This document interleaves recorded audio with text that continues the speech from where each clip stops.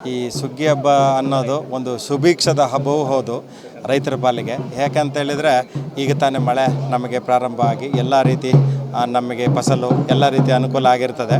ಮತ್ತು ಇನ್ನು ಎಂದಿನಂತೆ ಇದು ಆಧ್ಯಾತ್ಮ ಮತ್ತು ಆರೋಗ್ಯ ಧರ್ಮ ಇದೆಲ್ಲದರ ಒಳಗೊಂಡ ಒಂದು ಸಮ್ಮಿಶ್ರ ಈ ಸುಗ್ಗಿ ಹಬ್ಬ. ಮತ್ತು ಇಲ್ಲಿ ಜಾತಿ ಮತ ಭೇದ ಯಾವುದೂ ಇಲ್ಲ, ಎಲ್ಲರೂ ಕೂಡ ಒಂದೊಂದು ಅವರವರವರ ಕೆಲಸ ಮಾಡಿಕೊಂಡು ಹೋಗ್ತಾ ಬರೋದು ಒಂದು ತುಂಬ ಭಾಳ ಹಿಂದಿನ ಕಾಲದಿಂದನೂ ಅದೊಂದು ಪರಂಪರೆ. ಹಬ್ಬದ ಒಂದು ವಿಚಾರನ ಹೇಳಬೇಕು ಅಂತೇಳಿದರೆ ನಮಗೆ ಯಾವಾಗಲೂ ಅಷ್ಟೇ ಕೋಳೂರು ಹೊನ್ನಾರ ಅಂದರೆ ಬಸವ ಜಯಂತಿಯ ದಿನದಂದೇ ಬರ್ತದೆ. ಅವತ್ತೇ ನಮಗೆ ಕೋಳೂರು ಹೊನ್ನಾರ ಅವತ್ತು ಹಬ್ಬದ ಪ್ರಥಮ ದಿನವೂ ಹೌದು. ಅಲ್ಲಿಂದ ಮುಂದೆ ಬಂತ ಹೇಳಿದರೆ ನಮಗೆ ಮುಗ್ರಳ್ಳಿ ಮತ್ತು ಹಳೆಕೋಟೆ ಈ ಭಾಗಕ್ಕೆ ನಾವು ಸೋಮವಾರ ಮಿಂದ್ಕಣದು ಅಂತ ಅದಕ್ಕೆ ಹೆಸರು. ಅಂದರೆ ನಾವು ಶುದ್ಧ ಆಗಿ ನಾವು ಸ್ವಚ್ಛಗೊಳ್ಳಂತೂ ನಾವು ಮನೆ ಒಳಗಡೆ ಅಲ್ಲಿಂದ ನಾವು ಊರು ಆಚೆ ಹೋದರೂ ಬಂದು ಸ್ನಾನ ಮಾಡಬೇಕು.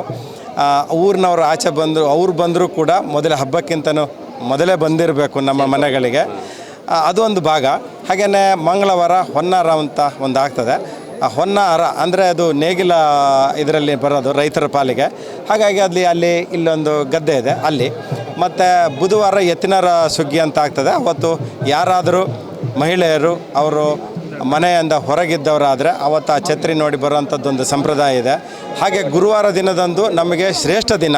ಈ ನಮ್ಮ ಮುಗ್ರಳ್ಳಿ ಹಳೆಕೋಟೆ ಈ ಭಾಗಕ್ಕೆ ಗುರುವಾರ ಅನ್ನೋದು ಶ್ರೇಷ್ಠ ದಿನ. ನೆಲದಮ್ಮನರ ಗುಡಿ ಹಣ್ಣಕಾಯಿ ಅಂತ ಅದು ನಮಗೆ ಬಹಳ ಒಂದು ಶುದ್ಧವಾದ ಅಂಥ ಒಂದು ವ್ಯವಸ್ಥೆ ಅದು.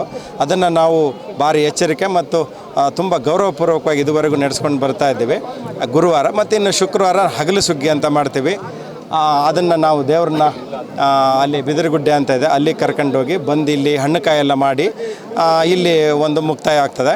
ಮತ್ತು ಪ್ರತಿದಿನವೂ ಕೂಡ ನಾವು ಹಣ್ಣುಕಾಯಿ ಅಲ್ಲಿ ಮಡೆ ಒಪ್ಪಿಸೋಂಥದ್ದೊಂದು ಪರಂಪರೆ ಇದೆ.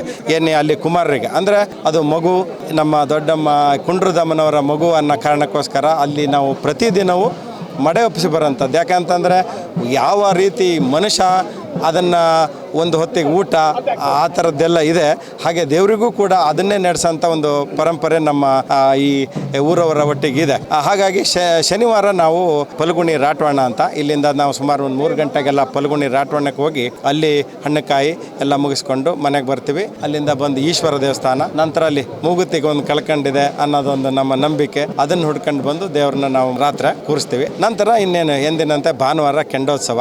ಹಾಗಾಗಿ ಇವತ್ತೆಲ್ಲರೂ ಸೇರ್ಕೊಂಡಿದ್ದೀವಿ. ಒಂದು ಪೂಜಾ ಭಾಗವಾಗಿ ಯಾವುದೇ ರೀತಿ ತೊಂದರೆ ಆಗದಂಗೆ ಎಲ್ಲರನ್ನೂ ಪರಸ್ಪರ ಗೌರವ ಇಟ್ಟುಕೊಂಡು ಅದು ಯಾವುದೇ ಜಾತಿ ಜನಾಂಗ ಇರಲಿ ಅವ್ರ ಬಗ್ಗೆ ಎಲ್ಲ ಸಮಾನ ಗೌರವ ಇಟ್ಕೊಂಡು ಇದನ್ನು ನಡೆಸ್ಕೊಂಡು ಹೋಗಬೇಕಾಗಿರೋದು ಊರಿನವ್ರದ್ದು ಮತ್ತು ನಮ್ಮೆಲ್ಲರ ಜವಾಬ್ದಾರಿ ಕೂಡ. ಹಾಗೆ ನಿಮ್ಮ ಸಹಕಾರನೂ ಕೂಡ ಮುಂದೆನೂ ಕೂಡ ಇರಲಿ. ಧನ್ಯವಾದಗಳು.